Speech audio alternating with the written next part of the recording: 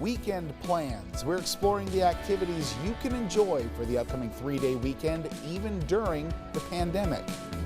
Record high temperatures this weekend. Today, a high of 95 degrees. We're not out of the woods just yet when it comes to fire danger. We're talking about how that's going to affect your holiday weekend. Mayor Nadine Woodward is taking a swipe at Governor Jay Inslee on social media. I just felt it was important for the governor to know what we're experiencing over here.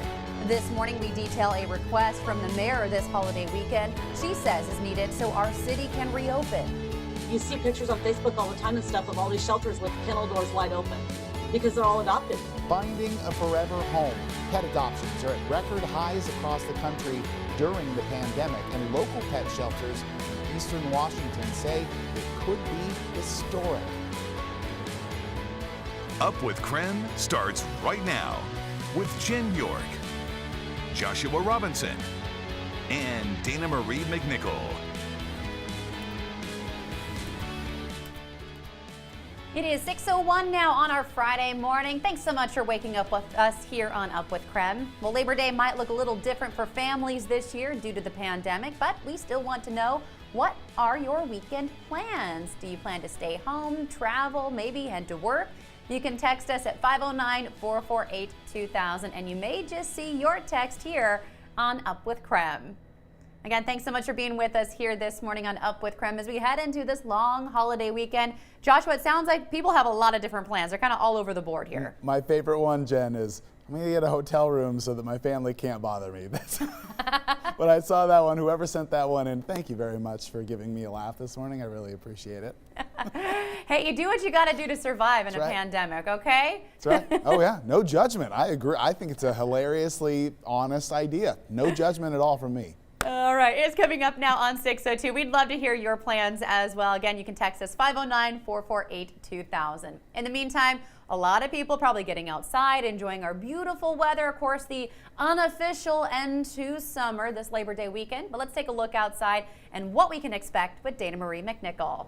Good morning. Happy Friday. Yeah, I was kind of laughing at that one too, but here is a look at your Labor Day forecast. All of us are thinking, what can we expect for this weekend? And it's high temperatures. So today's high is going to be 95 and not much different for your Saturday. So 93, hot and dry and sunny. As we move on to our Sunday, we just see a little bit of a cool down dip in temperatures, but what's really going to pick up is the wind. So that increases high fire danger for Sunday. So if you're planning on doing anything outside, be mindful of starting any fires, because our Monday, we see a cool front push through on Monday, but then we do see those wind gusts really pick up to 30 to 40 miles per hour on our Monday. Take a look at this, 73 degrees. What a big contrast from what we're feeling today and even over the weekend. So if you're thinking, I don't like that heat, Monday is going to be the day for you. Take a look at this wildfires that are burning in the area. Right now, our air quality is good. It could switch into the moderate range a little bit later. We even have some fires pushing from northern California, some of that smoke that could head into our area. So of course, we're tracking that smoke. It's just a little bit of haze right now. If you're waking up and you could take a look at the sunrise, it is beautiful. A lot of gorgeous colors in the sky right now. We're seeing calm winds at 6 mile per hour. Those are your sustained winds, as well as just a warming trend for today. A lot of sunshine. It's going to be hot. So if you're planning on getting outside, definitely be maybe by some water or in the AC today. I'll send it back to you. Dana Marie, thank you. Let's talk about Labor Day plans. It might look a little bit different this year because of COVID-19, but we want to know, what are your weekend plans? Will you stay at home, travel, or head to work? Let us know by using the hashtag UpWithKREM or text us at 509-448-2000. About 40% of Americans made plans, according to a NerdWallet poll, and then more than half of those folks canceled. Most of them blamed COVID-19. Others are adapting their plans. 30% shortened the length of their vacation, while 25% shortened the distance from home. Of those who still plan to travel this weekend, an overwhelming majority will drive. In fact, 21% say they'd usually fly, but they're opting for the car this time. Hotels and motels are still the most popular place to stay, though a third of travelers say they'll crash with friends or family, and another 22% will rent a place. There is growing concerns about potential spikes in COVID cases this weekend. Dr. Anthony Fauci says how Americans behave this Labor Day weekend will determine how the virus spreads this fall and winter. He's urging Americans to act responsibly and to avoid the kinds of surges we saw after Memorial Day and the 4th of July weekend. So Dr. Bob Lutz with the Spokane Regional Health District also encouraging people to do their part and not set our county back. The only way that we can move forward is if people do the hard work consistently and not say, oh, it's a holiday, we don't have to do it today, we'll go back and do it tomorrow, because every day counts.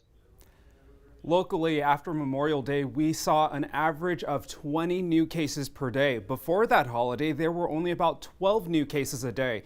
Many of those new cases were tied directly to Memorial Day weekend. So instead of a weekend getaway, here are some other options. Maybe do a staycation and explore your own community. And instead of a pool party or going to the beach, maybe rent a pool or go to a river and practice social distancing, of course. And instead of a dinner party inside, maybe have a picnic or barbecue outside.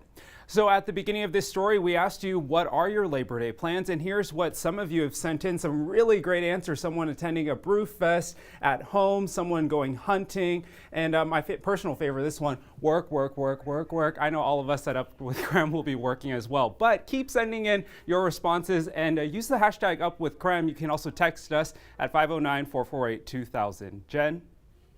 For me, just one more time. Work, work, work, work, work. We need the music. I feel you. All right, Tim, thank you so much for that. And thank you to everyone who's already been texting in their plans this week. And we love hearing from you and finding out the ways you're celebrating this Labor Day, of course, looking different for a lot of folks. So again, text in what your plans are, 509-448-2000. Coming up now on 6:07, we'll act fast today. Spokane Valley businesses and nonprofits to apply for CARES Act funding. So how does it work? Nicole Hernandez is joining us live now this morning to tell us more. Good morning.